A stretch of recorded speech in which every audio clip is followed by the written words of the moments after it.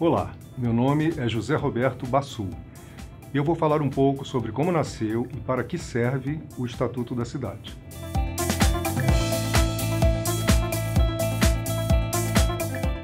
A dificuldade do acesso à terra tem sido fator determinante de carências e desigualdades sociais. Nas cidades, o preço do solo segrega as pessoas por estratos de renda e impõe ônus inversamente proporcionais à sua capacidade de pagamento. Segundo o IBGE, apesar da melhora nos últimos anos, pouco mais de 50% dos domicílios no Brasil podem ser considerados adequados. Os que têm mais recursos conseguem morar mais perto dos melhores equipamentos. Já os mais pobres são obrigados a buscar alojamento em áreas precárias, muitas vezes distantes e irregulares. A distância e a precariedade tornam mais elevados os custos de transporte e o acesso a serviços básicos, como educação, saúde e lazer.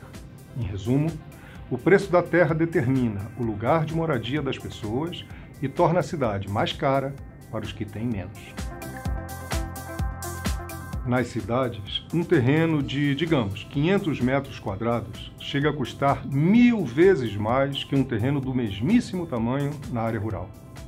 O valor da terra não está, portanto, na própria terra. Mas por que o preço da terra urbana alcança valores tão elevados? Dizemos que o valor da terra depende de sua localização. Mas o que é a localização, senão a qualidade dos serviços urbanos postos à disposição de determinado imóvel? Também valoriza o terreno o aproveitamento que se pode fazer dele. Se o proprietário pode construir mais ou menos andares, se pode implantar essa ou aquela atividade.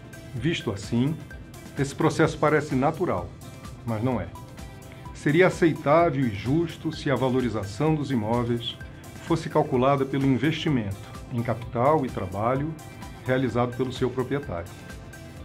No entanto, se pensarmos bem, vamos verificar que a quase totalidade do que está à disposição do imóvel e que o valoriza não foi realizado pelos esforços de seu dono.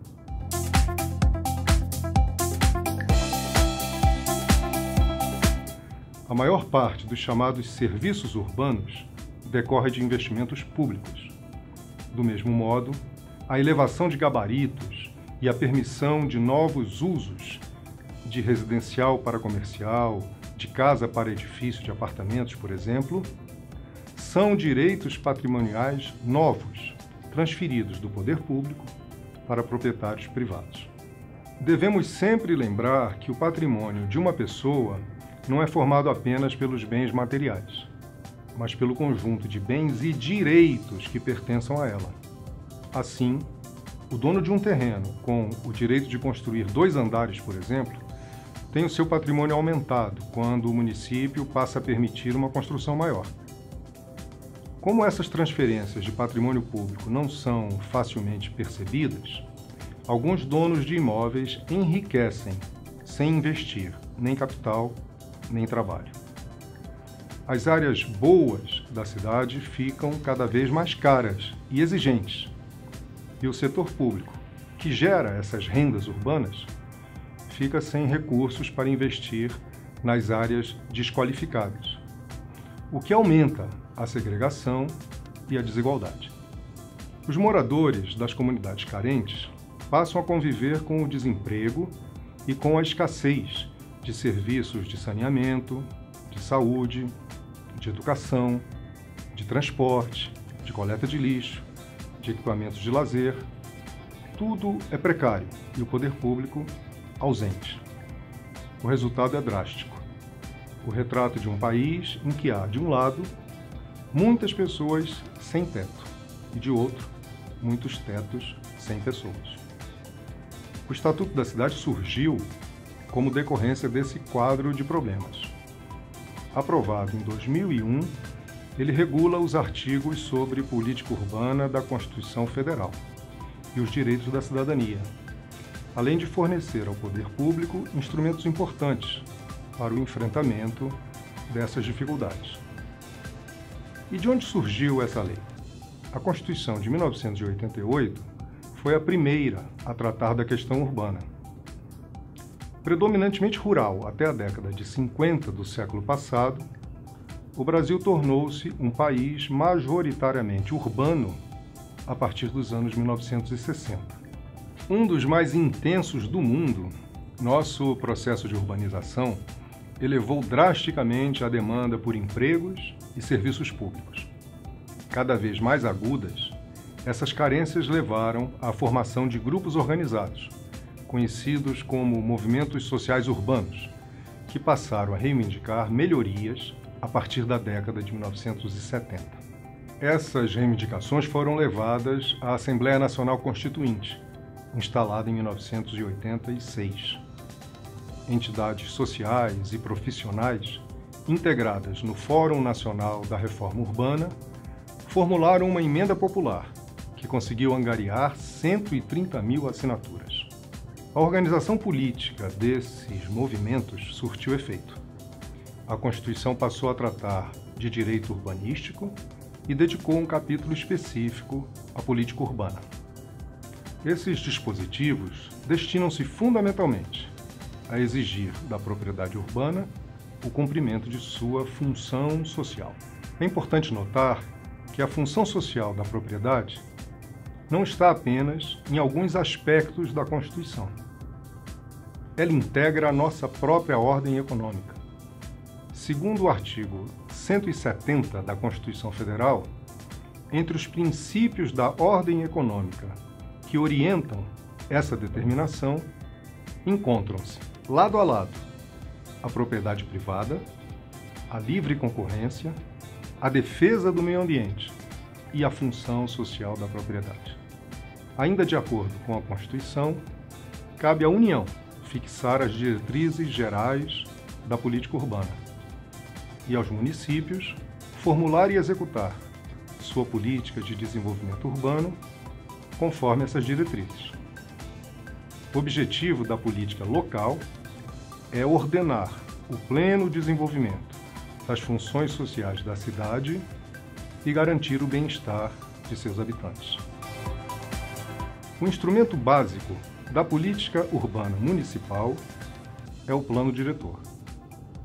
No caso da propriedade urbana, tanto pública quanto particular, a Constituição elegeu o plano diretor como referência para a função social e fixou penalidades para os casos de descumprimento.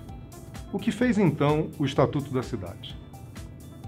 Em primeiro lugar, estabeleceu as diretrizes exigidas pela Constituição.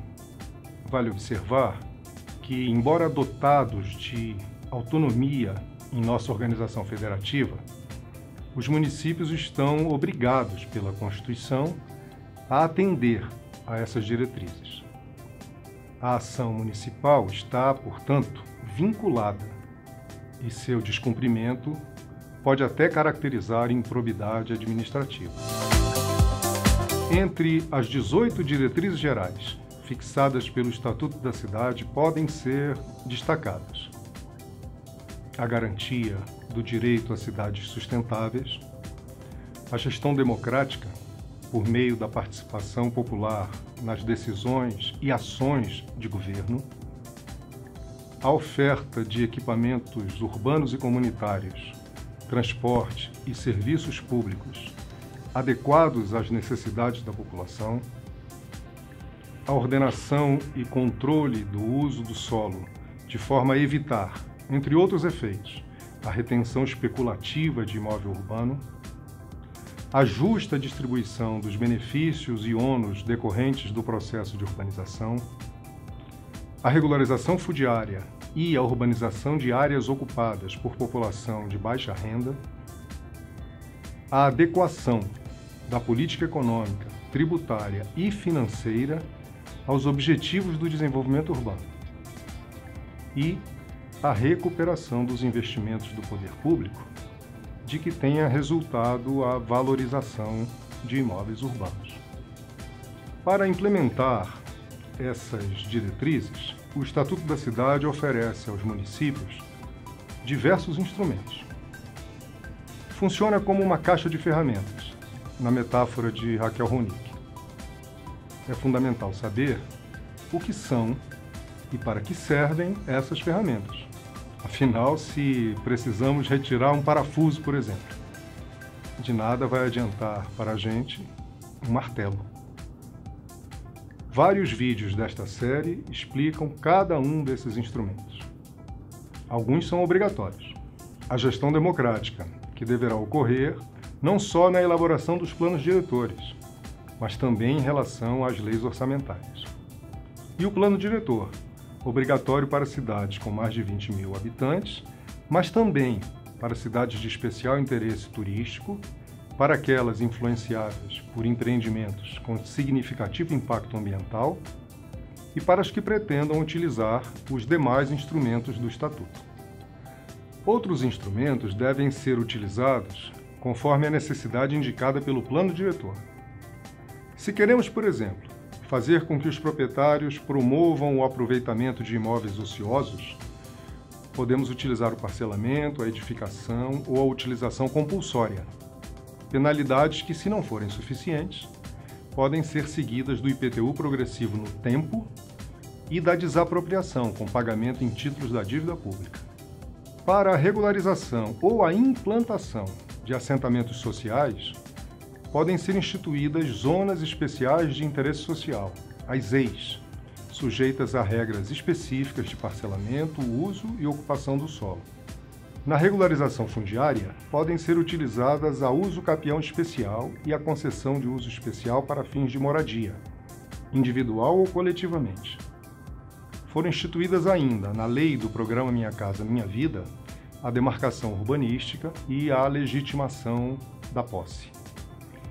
Se o município está se desenvolvendo e pretende aumentar a densidade da ocupação dos terrenos ou alterar seus usos para outros mais valiosos, deve utilizar a outorga onerosa do direito de construir e de alteração de uso, para não doar ilegalmente o patrimônio público.